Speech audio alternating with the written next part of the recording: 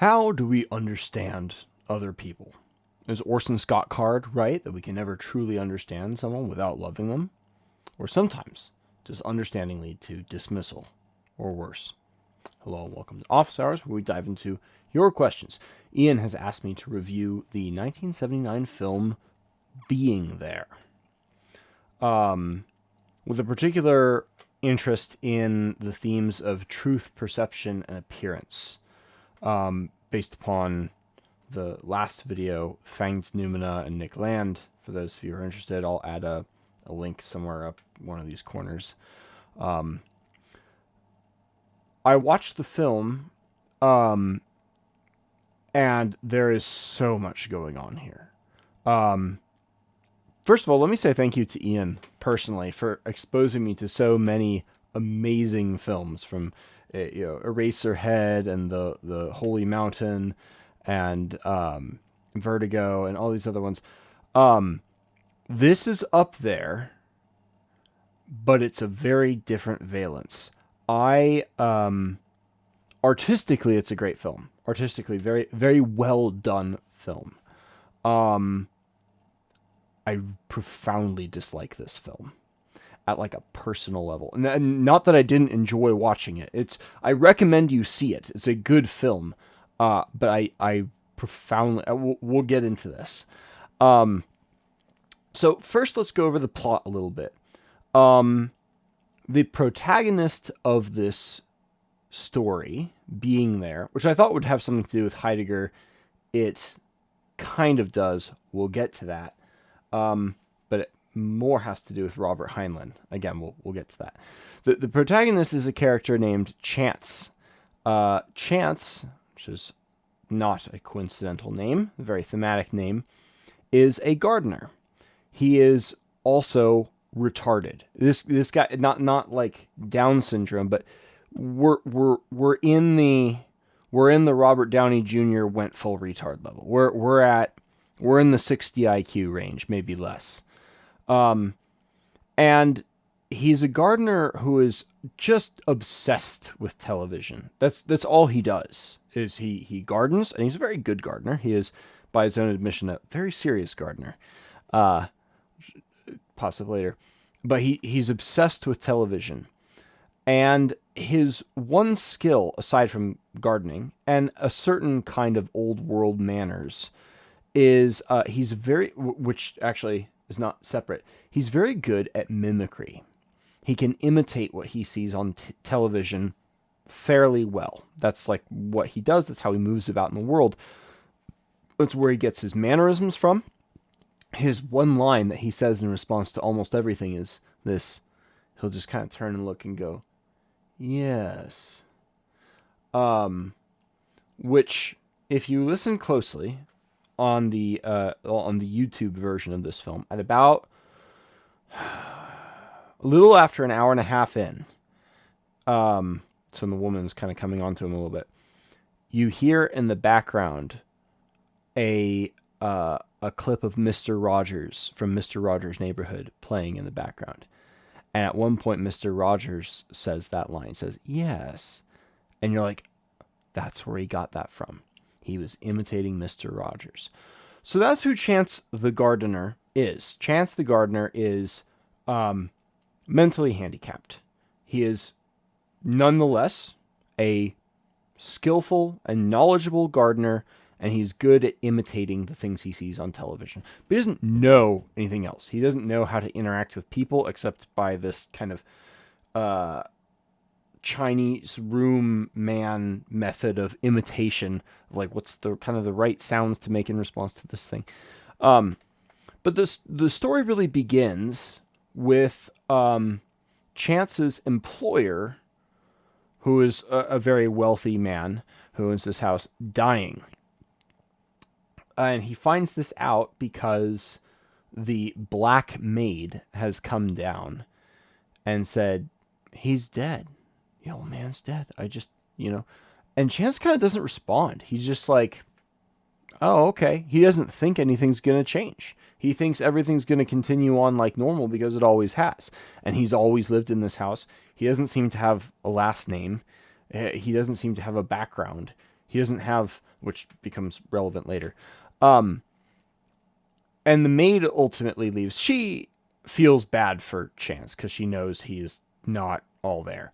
But she has to leave. She's like, "Oh, my employer just died, so good luck."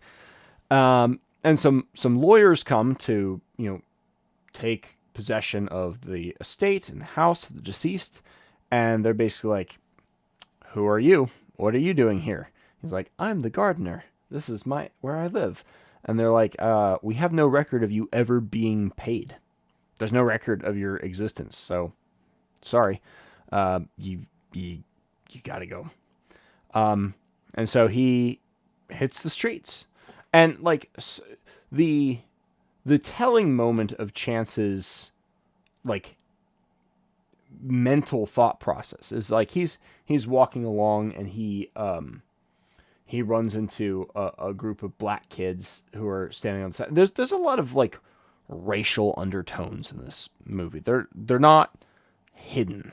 That he walks past some racial graffiti about like America sucks because the white man gets away with everything. I don't remember exactly, but there's a lot of racial stuff going on here. Anyways, he runs into this group of black kids, and one of them threatens to stab him because they think he's being cute or something. And he's like, "No, I'm just naive and stupid." And in response to the black kid pulling out a switchblade and threatening him, he pulls out a remote control and tries to change the channel on the kid, which doesn't work. So, he's going about, and he ends up in a moment of curiosity and in getting exposed to a TV feedback where he sees himself on a television because there's a recorder in the window and it's demonstrating televisions in front of a shop. He steps back off a curb, and he gets very slowly hit by a limousine. The limousine happens to belong to a very, very wealthy man. It's being driven for the very wealthy man's much younger wife. The names of these characters are not coming back to me. It's not that important. You can go look them up yourself because the interesting stuff comes after this. But they take him back, and he says, "Oh no, I don't." He's like remembering the language that the lawyers used about, "Do you want to press a claim?" And he's like, "No, I don't want to press a claim." And so they think he's cool. They think he's being very generous, and his old world TV taught manners make him think that he was like educated from a different generation. And a combination of his TV mannerisms. Once he's back at this house of this wealthy old man, but the wealthy old man is dying of some kind of bone marrow disease. The combination of his TV taught mannerisms, his very literal talk of gardening, and his just kind of quiet, self-assured, slow manner of response keeps getting mistaken for like confidence, patient insight, profundity, and like old world upbringing and wisdom, and a wisdom of simplicity. And like his simple direct acknowledgments is a big part of this. And in some cases, it gets mistaken for having a wry sense of humor, which is funny. It sort of reminds us of Poe's law here. And ultimately, through a complex chain of interactions, this results in him becoming a sort of personal advisor to the President of the United States. Like, the president actually quotes him. He gets asked a question about the economy, and he responds, he was like, how do we stimulate growth? And he mistakes that for a gardening question. He's like, oh, he pauses for a long second. He's like, so long as the roots aren't damaged, all can be well. And they like interpret this to be a thing about the economy. As long as the roots of industry, as long as our industrial manufacturing capabilities are not shipped away, are not broken, a temporary downturn is just a season. There'll be fall and winter, and then there'll be spring and summer, and there's just natural cycles to the economy, which, like, everyone with any economic training knows about business cycles. This is not like, I'm getting ahead of myself. So anyways, he ends up being interviewed on television. He's being quoted by the president of the United States. And meanwhile, like the CIA and the FBI, under the direction of the Secret Service, are being asked to investigate him because, well, the president just quoted him. We need to know who he is. So they keep digging, and they're like, we can't find anything. He doesn't exist at all. And so their inference from that is, oh my gosh, this is one of the highest level, like, intel guys we've ever seen before in our life, to be able to evade any background knowledge whatsoever. He must have been a former FBI agent to be able to make themselves this invisible, or something, And a few of the characters are beginning to be like, what if he's just a gardener? And meanwhile, Luis, the old maid from their first employer, sees him on television and is telling her black friends, like, he's got rice pudding between his ears, dumb as a jackass. All you gotta be is white to get whatever you want. Meanwhile, it's not clear that Chance is getting what he wants, but he's just kind of along for the ride. And this ultimately concludes with finally his wealthy friend dies after kind of setting up his own younger wife with Chance, because he's like, I want her to be happy, and I'm not going to be long for this world, and Chance is a good man. Let them spark a little bit of drama in the press. It'll be, good fun for the press, and it'll make the two people happy, kind of thing. And yeah, it concludes with his funeral, and they are, as the men are carrying his casket, they're all like talking with each other. It's at a funeral, but they're still scheming, and they're like, "Oh, who will be a good follow-up to the current president? I don't know. The one person that would make sense is Chancey Gardner. Chancey Gardner, yes, because the first time he was introducing himself, he coughed, and they misheard his name. Instead of Chance the Gardener, they heard it as Chancey Gardner as a name. So that's the story. That's the plot. That's what happens, and it concludes with him kind of walking away from the funeral to just kind of walk through the woods, and he like fixes a tree, and there's this background quote, "Life is a state of mind," as he's seeming to walk across the water. So a lot of possible themes present themselves from this film. There is, and let me go back to what I was saying before. It is very reminiscent of Robert Heinlein's Stranger in a Strange Land, where a man raised by Martians is taught to live as the Martians do and think as the Martians do. And when he comes back to Earth to live among the humans again, he is he's treated with this kind of reverence. Everyone is like taken aback by the profundity of his presence and his calm, casual willingness to challenge the sort of status quo, the sort of conventional ways of doing things done on Earth and Earth society. And the ladies, of course, absolutely love the Martian. He's so present. He's so there when they're with him. I shouldn't be saying it in that voice because it is a real point, and it is it's a real thing. I say this as a guy who's been married for almost 10 years now. Being present for your wife and your children actually does matter. It is really important to do, and I could do better at it, to be honest. But the comments at the bottom of this film were a little bit disturbing because so many of them are like, wow, this is such a silent masterpiece, like a quiet, like, there's so much truth and beauty here. And it's like, There would be. Dang it, I'm getting ahead of myself again. Let me back up. I have a lot of feelings about this. So, from the story, what are the themes here? Is there, are we making fun of the stupidity of politicians and the public getting duped by this actual idiot who's simply just moving through the world? Because I don't think anyone in real life would actually, be fooled by this, But it's a satire. This film is a satire. Who or what is it satirizing?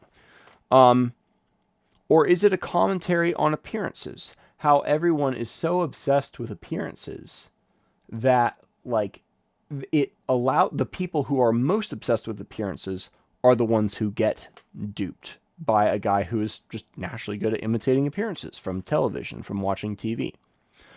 Or is it making a deeper question about the challenges in understanding each other? Because there is an interesting dynamic where, because Chance, or Chauncey Gardner, is so quiet and is so slow to respond,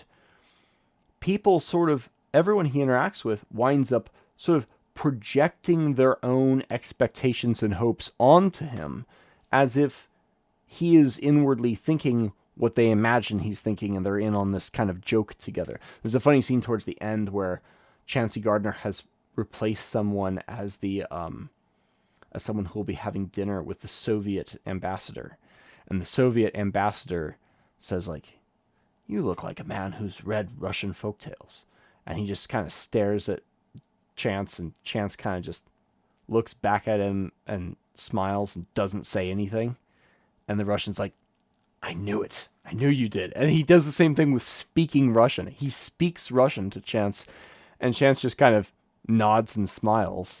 And the guy's like, "Oh, you speak Russian." And then he never actually says Russian.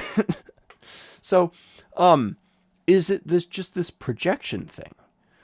Because the reason people don't correctly understand what Chance is saying as literal garden talk or imitations of movies is because they don't know who he is. They don't know that he is actually a gardener. They're desperately trying to find out who he is, but they can't. And because they can't figure out who he is, they can't find out what he is saying. They can't properly understand what he is actually communicating to them. So, in pursuit of understanding the themes of this story, and we're not entirely sure what the themes are, let us go to the source. The 1979 film is based on a 1971 novel by the same name by an author named Jerzy Kosinski. Jerzy Kosinski also happened to co-write the screenplay for the film. So he not only is the film based on his novel, but he actually helped write the script for it. So it's very, very directly following from his work. Jerzy Kosinski is not an anonymous gardener. We know a little bit about Jerzy Kosinski. Jerzy Kosinski was a Polish Jew who was born in 1931, if I remember correctly. So he was about 9 or 10, or maybe a little bit older, during the worst of this Nazi invasion of Poland and the death camps there. He and his family were assisted by certain Polish families over there, and they escaped to the United States, where he became a writer and so forth. And more famous than his book being there is a book that some people here listening might have heard of called The Tainted Bird. It was a semi-autobiographical novel depicting the barbaric times of the living in Poland during those years. The protagonist was about his age when he was there. It describes a Jewish or gypsy boy staggering through this bewildering whirlwind of sexual depravity and torture and racism and debauchery that he depicts the Poles really embodying. This book, The Painted Bird, was once a staple of high school Holocaust literature reading. It fell out of favor because a certain investigative journalist did some background digging and discovered that the book was entirely fabricated. None of the things described happened, at least not as described. They were invented. And not only was it fraudulent, it was a little bit worse than fraudulent. In fact, over the course of the investigative researcher's research, he discovered that many of the Polish families that had helped Kosinski's family escape were depicted in his novel as these sexually depraved, incestuous, bestial, and bigoted peasants. These freaks, really. So on top of being false, it's like profoundly ungrateful and like deeply, viscerally hateful to the Polish people.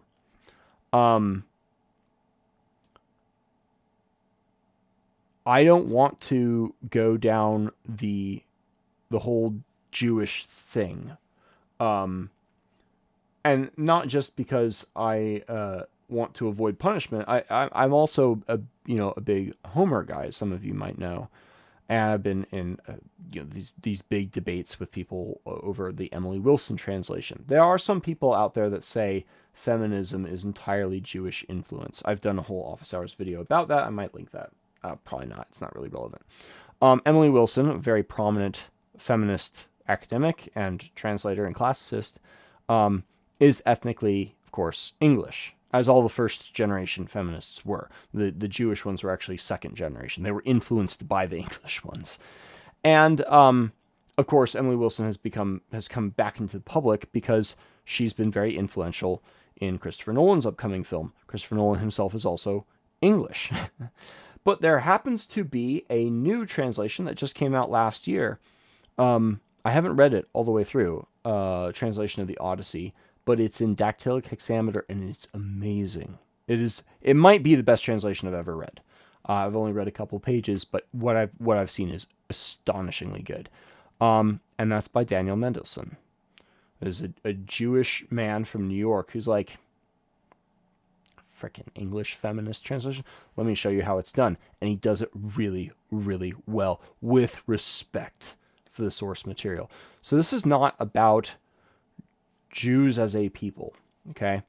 But there is such thing as Jewish hatred for Europeans. And that's what we see in The Painted Bird. Now the question is, does this understanding of Jerzy Kosinski affect our understanding of the story of what he is communicating in being there? I think it does.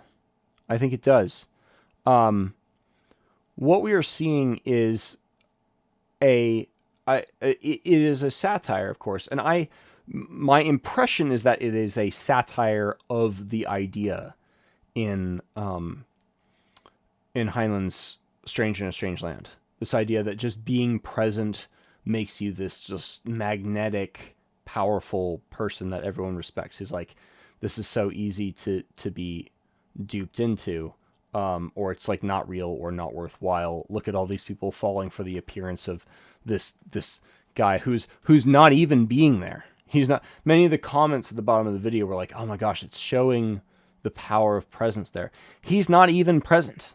He's not. When the wealthy man's wife is coming on to him and trying to have sex with him, he's looking over her shoulder at the television.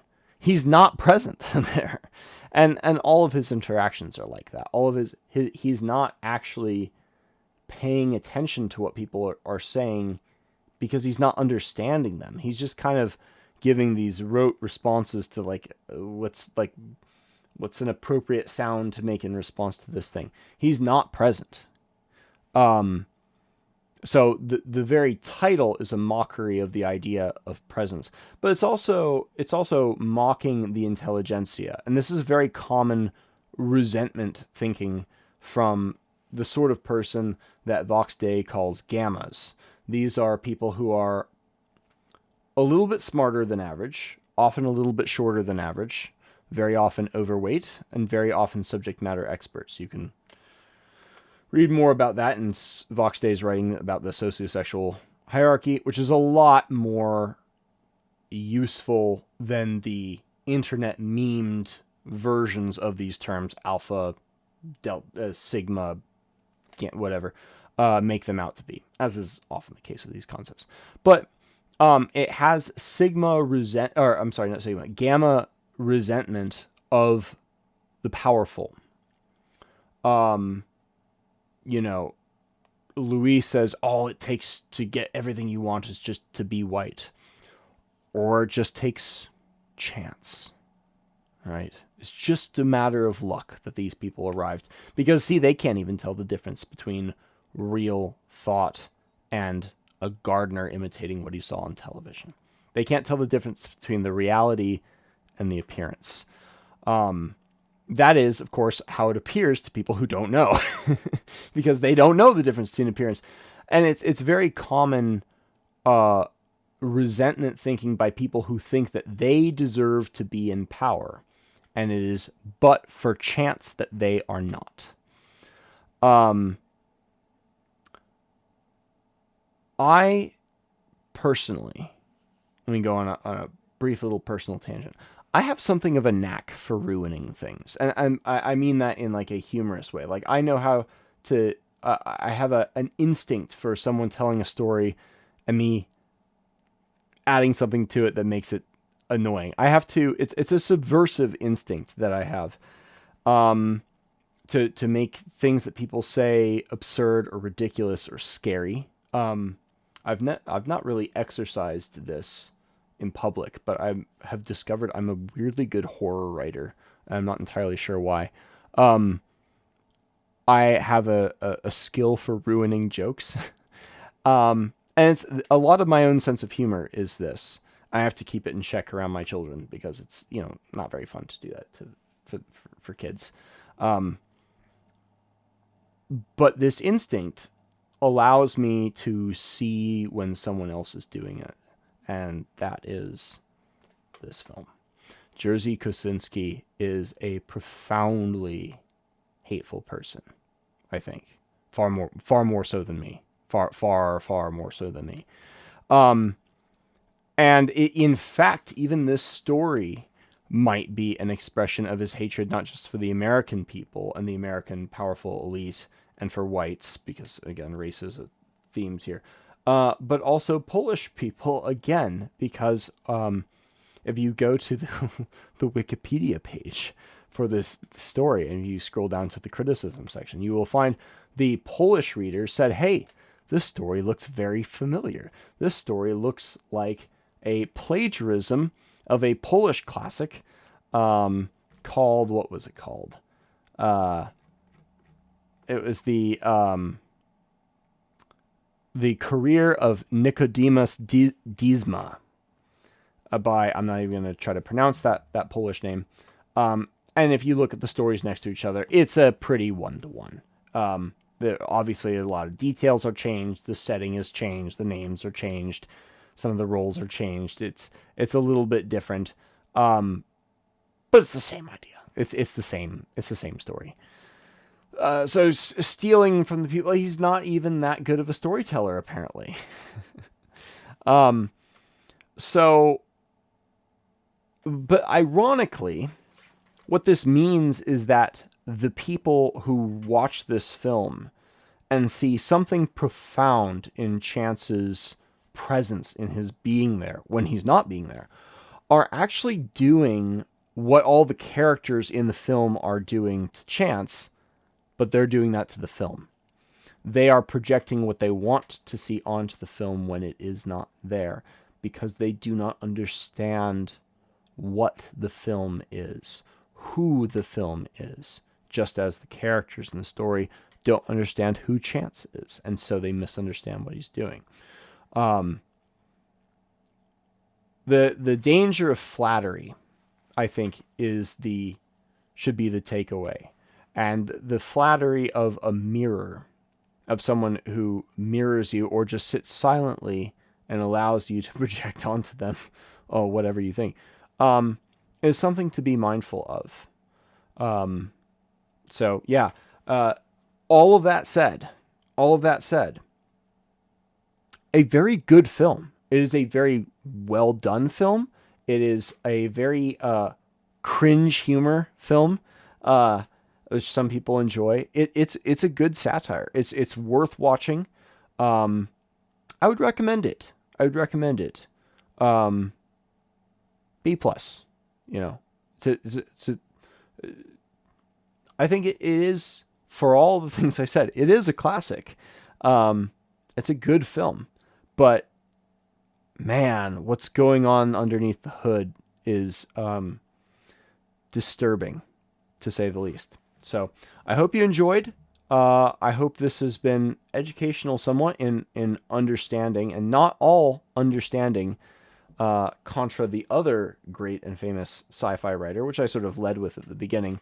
Orson Scott Card from Ender's Game advances this idea that you cannot come to understand someone without really loving them, which is this big paradox because, of course, Ender wins all of his war games by understanding his enemies, and that's what allows him to destroy them. But it's so hard because as soon as you understand them, you don't want to destroy them anymore. I have found the opposite to be true. I have found oftentimes understanding leads to greater hatred. And understanding is what justifies hatred, because no one wants to hate the wrong thing. That's terrible. You can hurt something good thinking it was bad. You can be like Genghis Khan and the hawk, killing the bird that's trying to save you. How terrible is that, to ground your hatred in misunderstanding? Terrible. But hatred grounded in understanding, well, that's a survival mechanism, and is necessary and moral. So, and I don't think Jerzy Kosinski's hatred was justified. I think it's the opposite, to hate the Polish people that saved you, and to extend that hatred towards Americans, the country that took you in. I don't think we need to tolerate that kind of treatment.